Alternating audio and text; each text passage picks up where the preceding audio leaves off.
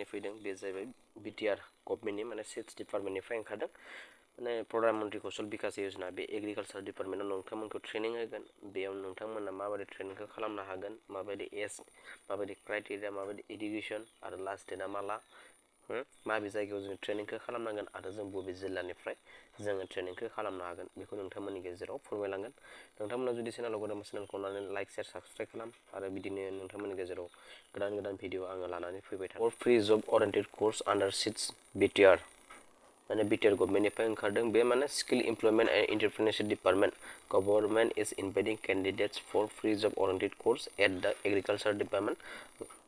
agriculture डिपार्टमेन्टआव बेयो BTR गभर्नमेन्टनिफ्राय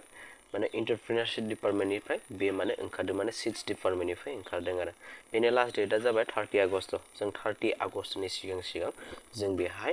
apply खालामनो नांगोन आरो बेहाय माखासे दंबावो बे PMKVY निफ्राय ओंखारदों बे जोङो माने मेन बाथ्राखौल' बुंनांगोन बे दोङो कर्सनि नाम दोङो 1 नम्बराव दोङो गार्डन किपार स्मल अर्गेनिक काल्टिवेटर 3 नम्बराव दोङो स्मल माशरूम ग्रोवर माशरूम माने मा मैखुननि हानि बी फार्मार बेरेमोदै आरो 5 number life stock service provider बेफोरनिफ्राय गासै पस्टआ जादों 3612 ओमफ्राय बे कर्स टाइपआ जादों फ्रि गभर्नमेन्टनि जों थाइसेबो होनो नाङा आरो बे एडभार्टाइजमेन्टआ ओंखारदों BTR गभर्नमेन्टनिफ्राय ओंखारनाय जादों बे एप्लिकेसन जोङो जायखौ जों एप्लाइ खालामो बेनि एप्लिकेसन मोडआ जादों अफलाइन जोङो बेखौ अफलाइनावसो एप्लाइ खालामनो नांगोन आरो जों गार्डन किपार माने जों हमना ला गार्डन किपार बे बिबार बागान किसुमान गार्डन किपारफोराव जोंनि बेनि भेकेन्सिया ओंखारदों 630 माने 630 टा पोस्ट आरो अर्गेनिक काल्टिवेटराव जोङो 780 ओमफ्राय माशरूम ग्रोवाराव दोङो जोङो 420 ओमफ्राय लाइफ स्टकआव दोङो 782 माने 782 माने टोटेल जोङो 3612 BTR गभर्नमेन्टनिफ्राय बे स्कोपआ ओंखारबोदों बेनि जोङो माने able to read to write literature जानांगोन जायखिजाया जोङो माबायदि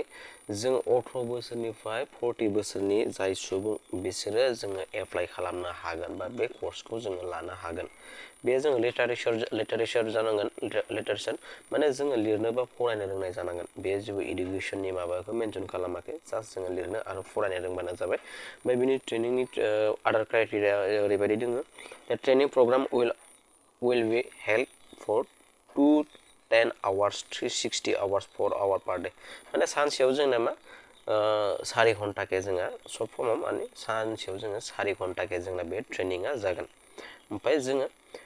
100% attendance for the first 20 days class is mandatory माने जोङो 100% attendance नांगोन माने 20 days जागोन ट्रेनिंआ बे 20 daysआव जोङो माने जानांगोन 100% जोङो attendance थानो नांगोन जों 80% attendance in the remaining period of training जोङो 80% नि सिङाव जानो नाङा attendance will be taken by as other enrollment biometric system बे attendanceआ जोंना जागोन biometric system जागोन जों biometric fingerprint होनानै जोङो attendanceखौ लानो नांगोन ओमफ्राय मिनिमाम बैसोनि बाथ्राखौ बुंबाय जोङो 18 निफ्राय 40 नि गेजेराव बे बाथ्राखौ बुंबाय आरो बे एप्लाइ खालामनो थाखाय जोङो मा डकुमेन्ट्स रिक्वायर होनबानो बुङो जों बार्थ सार्टिफिकेट नांगोन कास्ट सार्टिफिकेट नांगोन एड्रेस प्रुफ नांगोन आधार कार्ड नांगोन बेनि थाखाय नोंथांमोना एप्लाइ खालामनो थाखाय नोंथांमोना गावगावनि एग्रिकालचार सब डिभिजन एग्रिकालचार डिपार्टमेन्टआव थांनानै जोङो बेखौ एप्लाइ खालामनो हागोन